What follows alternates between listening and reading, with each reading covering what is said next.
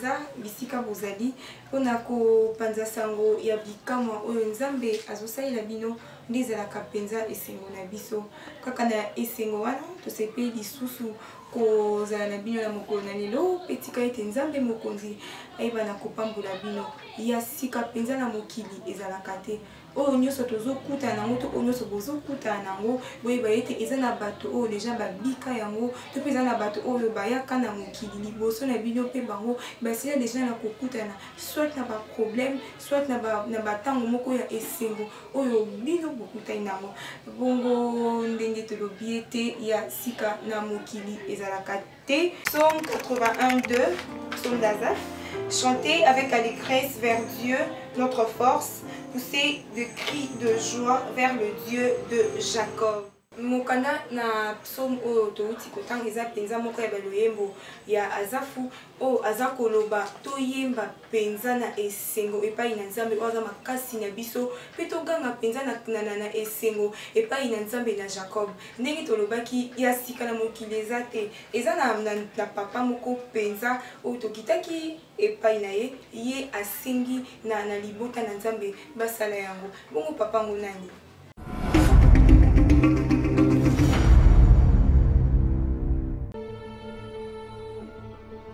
Papa Jean-Paul, vraiment, c'est Azomi qui dit ça ma casse. Lembi, non, na lembi, mais au moins soit talio, abingo na bureau. Yaka kota. Gai, Papa Mohamed, vraiment, nazo témoigné. Na oyo nzambe ya Jean-Paul asali pona ngai. Et l'autre poussa inga na penyel parce que oyo likela kingai ezalaki ebele. C'est-à-dire batida na salaki et toucha kinga makasi et nazola na madame na ngai na penyel tellement makambo ezalaki ebele mais naye komona ke na penyel moi makambo vraiment eza na nzela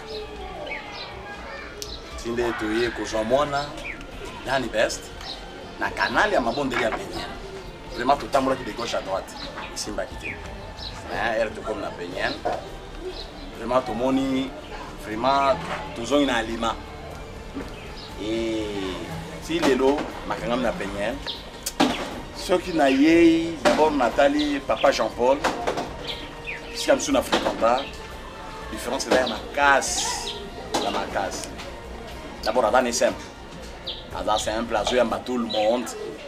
Ils ont dit bon, Bolimbisa, Bissam Suna les cas, va passer M. Bada vraiment, Bada dire, mais papa Jean-Paul vraiment, c'est Azomi qui dit ça ma casse. Après ma mouture, même à Lembi, non à Lembi, mais au moins soit talio, à Bingo na bureau. Il y a qu'à kota, on a un problème. Le solo naïe, et soit que le solo vraiment Azo va solution à battre. Azo va solution à battre. Vraiment na sepeli ma casse, na penyel, de moni na kangami na ngapuna. C'est moi qui ai colongé ça, na fandi na ngai wana. Ça na batida wana vraiment. Ils là qui c'est un azai immortel, c'est muto akufa. Mais à partir ya Nzambe Jean-Paul. Na kota ba koma na yeba qui soutient mais moi ça sale tout communication na pasteur, beni papa, et papa ça va appeler à distance. Papa makese ayati na hôpital et tout. Vraiment na se retrouva qui ende na zone na bomo, ende na zolo bawa. C'est-à-dire Nzambe Jean-Paul, Nzambe Kusimba. Nzambe Kusimba, Nzambe Konégligité. C'est-à-dire ceux qui ont vu le Kambunayo, c'est à jouer en Openza. Voilà, on a séparé ma casse. On a remercié Nzambe à Papa Jean-Paul. C'est à Baxel, je suis à Ming. Ah, ça, je suis à Minen et Soussou. Merci beaucoup.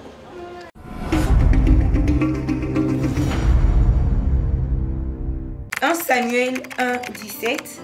Élie reprit la parole et dit, va en paix et que le Dieu d'Israël exauce la prière que tu lui as adressée. 1 Samuel 1:20. Dans le cours de l'année, Anne devint enceinte et elle enfanta un fils qu'elle nomma Samuel, car, dit-elle, je l'ai demandé à l'Éternel. 1 Samuel 2:1. Anne pria et dit, mon cœur se réjouit en l'Éternel, ma force a été relevée par l'Éternel, ma bouche s'est ouverte contre mes ennemis, car je me réjouis de ton secours.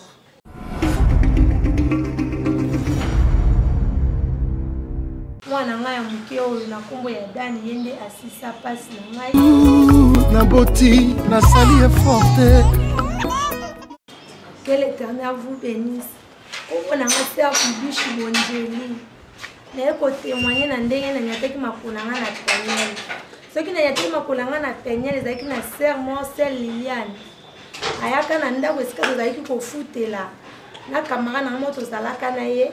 Ayaka chaque fois kotala ye soka ye akutanga kaka nazala na mawa mkomsusu akoti abinanga se ovandi boye pona nini ayebisi mama navandi nazokoka lisusu te abi okoka te pona nini abi na mobali nanga na ndako tozoyokana abi oyokana na mobali te pona nini abi te ezosimba nango kaka te abi tokena nu na église na biso nde ayeki komemanga na penyele ntango nakotaki penyele nakotaki moment ya malamu po nakutaka jeune ya 21 jours ntango nakoti nga mpe nakotaki na kati ya jeune wana nabandi bapriere ti priere ntango tosisi jeune papa dimanche oyo tocloturaki jeune papa alobaki na mutu oyo nyonso to anyati makolo na ye awa oyo akotaki na kati ya jeune oyo nyonso ye asengaki il fallait azwa yango nga mpe na ndimaki na zwi yango nde nayeki kovanda eleki 2 semaines naye komona nakomi na zemi ntango nakomi na zemi naye kovanda nabombela mobali na ngai ntango tovandi naonyokwama kaka pasi kaka ezokontinue kaka ti ntango naye kokokisa 5 mois naye koyebisa ye nga bi papa naza na zemi alobi nanga oza na zemi nini nango koyebisanga naa na ntina zemi nanga te nga bi oza na ntina zemi nanga te ndeni mpo ngano na ndako tozoyokana te aparti ya kobota abetali nga te naa na deya na bana na ngai mwana kobota kozala angeli te ntango naye kovanda nazokende kaka bapriere ntango naye kovanda après 10 ans nanga nde nayeki kozwa zemi ya mwana oyo ya mokie nasimbi na maboko ntango naye kozwa zemi na ye ntango naye kobota mwana abotaki na centre diamant na ville avana kende hopital nabengaka papa nayebise papa nazokoka te alobi kende nyonso tu ekoleka malamu ntango nameki ezosimba te baye kobenga médecin bandaki kolandelanga ntango aye alobi fo bakende na ye na ka intervention ntango tokomi na ka intervention tokoti ntango tokoti naye kosala nga césarienne naye kobota mwana mobali ntango mobali nanga amoni kake naboti mwana mobali abandi kolela afukami ababi kosenga nga babolimbisi nde koyebisa nga bibibish namoni eloko esalaki ke mobali na ngai anyata makolo na ye na esika nga nazalaki kosambela mpo na nini nakokisi 10 ans nga nabotaka te ntango sikoyo amoni ke esika nga nazonyata makolo ezalaki esika ya liseki te ezalaki likambo ya solo nde esalaki ke nga na ye tozwana ti tokóma na église ya penyele nde ye mpe akomi kosambela na penyele nakomona kaka nde namonaka mwana na ngai ya moke mwana na ngai ya moke oyo na kombo ya Dani ye nde asisa pasi na ngai libala na ngai ezonga na esengo matata esila ndenge na bandaka kolela esila nakoma malamu à travers ya mabondeli ya papa na nga Jean Paul yango lelo na ye mpona kokumisa nzambe wana na lolengi ya kopesa ngai eloko lisusu ya kitoko mwana ya kitoko na maboko yango nakumisi nzambe wana nzambe ya Jean Paul azali nzambe oyo animbaka te aza nzambe ya solo tokangama na nzambe wana mpo nzambe ya Jean Paul azosala makambo ezomonana na misu yango lelo na ye mpona kumisa nzambe na ngai.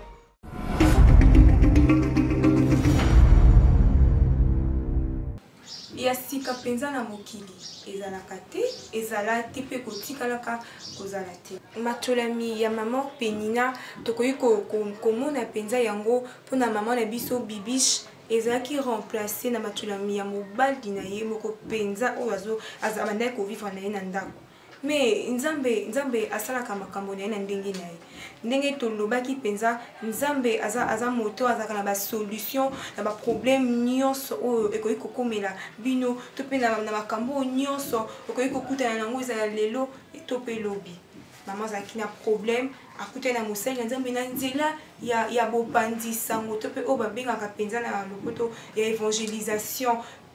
Pesaki to pe bonne nouvelle pardon pesaki sango malamu ya église to pe église évangélique de Peniel ye ayaki alobi au cours d'une déclaration penza mosali na nzambe azo déclarer ye pe na anzimaki yango penza na makasi to pe na boyebi nyonso ndenge an kaka abandaki penza zemi to pa bandaki bomba Samuel na libumu na ye maman Bibiche pe ezalaki bongo pe ya zongi ndenge an na 1 Samuel 2 premier soki bokiti pena kino na 10 bokoma olenge nini aza ko s'exprimer liboso na nzambe pona bikamwa o ye akutanaki na yango pona bikamwa lelo tokanga ete eloko ya sika na mokili. Acte 19, 11 à 12. Dieu faisait des miracles extraordinaires par l'intermédiaire de Paul, au point qu'on appliquait sur les malades des linges ou des mouchoirs qui avaient touché son corps. Les maladies les quittaient et les esprits mauvais sortaient d'eux. Dieu faisait des miracles extraordinaires par l'intermédiaire de Paul, au point qu'on appliquait sur les malades des linges ou des mouchoirs qui avaient touché son corps. Les maladies les quittaient et les esprits mauvais sortaient d'eux. Équipe mobimba ya bikamwa penza ekutani na lolenge ya bato oyo babikisamaki na bamouchoir to mpe balinge oyo Paul abandaki kosalela. Eza peut-être likambo kokamwa mais tokutani na yango toza pena na mutu oyo na ye na pasi oyo azalaki nango na mouchoir kaka mobateli mpate Jean-Paul Mankoni ye ayebandaki na kozwa mpenza solution na bokono na ye. Tolingi toyeba ngai na bino mutu oyo mpenza abikisami na mouchoir oyo mobateli Jean-Paul Mankoni asalelaki eza mpenza nani?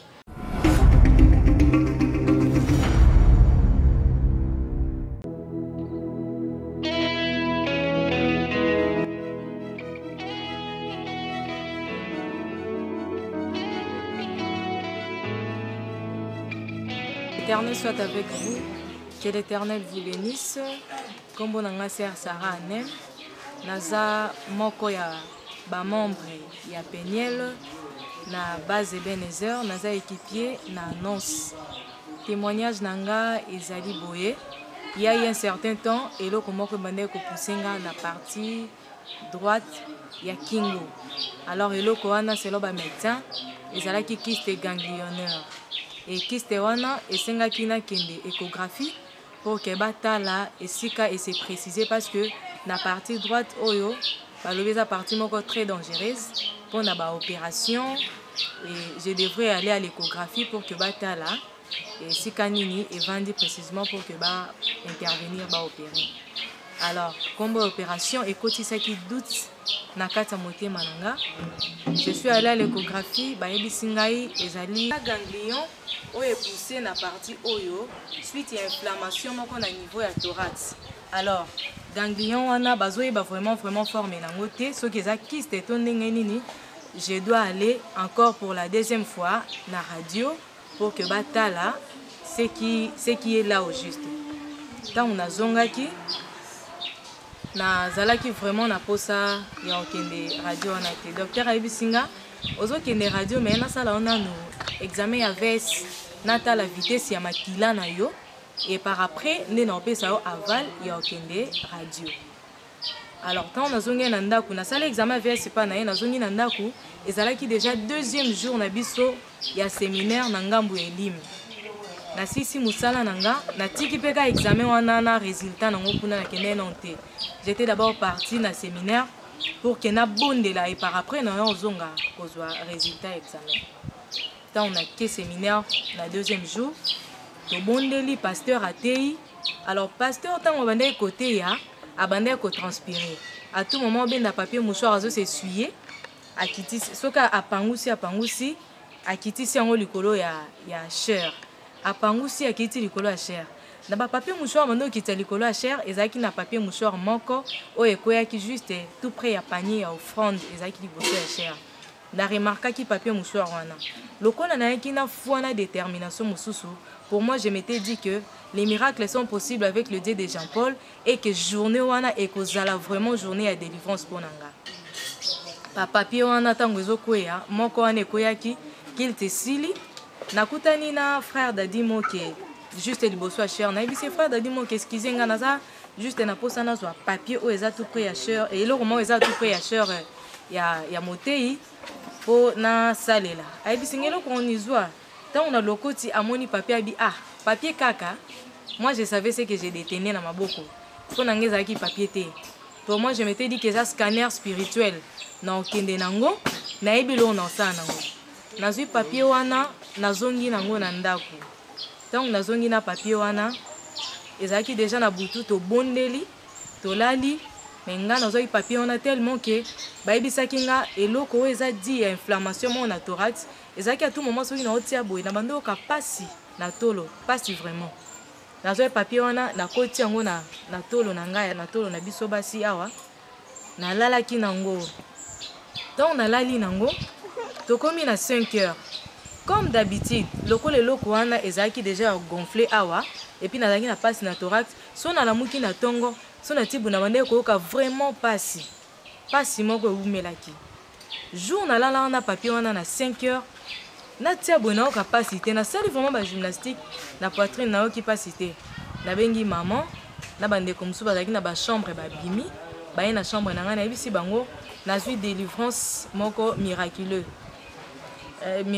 plutôt na lala ki na papier o na zwaki na cher ya pasteur et koya ki bando kangsela mutoki mais na zo ka sous capacité ba kis na bande komela na kati komelango depuis na tia papier wana jusqu'à nos jours eloko yango elimwa yango moko pasi ekenda bongo yango vraiment ezaki témoignage ya munene po nanga na ministère ya Peniel.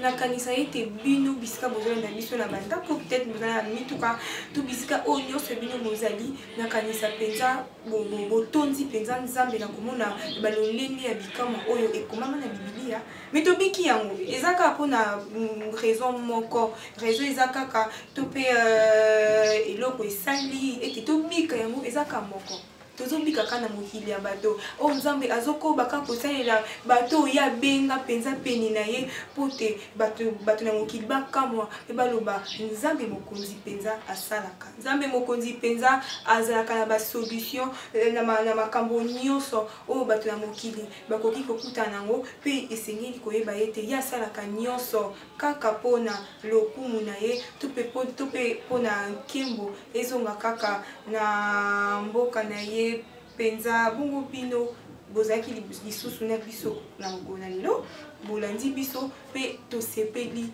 komona bino to pe koyeba ete bobanda kolanda biso to tonzi bino na ba remarque to pe ba suggestion o bozo sala biso au travers ya chaîne na biso chaîne na bino pardon YouTube mais seulement essayer na bino koyeba ete pona ba remarque to pe ba suggestion na ba encouragement essayer ko sala yango peut-être na numéro WhatsApp oyo eza ko défiler na ba téléphone na bino donc ceux qui ont encouragement pour des raisons il y a respect et puis il y a courtoisie pour ça il y a mon chaîne mais ceux qui ont remarque demande ou autre chose beaucoup mais c'est là yango biso penza na numéro WhatsApp ou eza numéro na biso ya musala eza na bato belé oyo bazo sala penza musala na sima na nga to pe oyo bazo sunga ete bikamo esala ima to pe to respecter ba rendez-vous na biso nyonso ya bikamo alors bato wana kubana moto liboso kilo na moto asuka tika nzambe apambola bango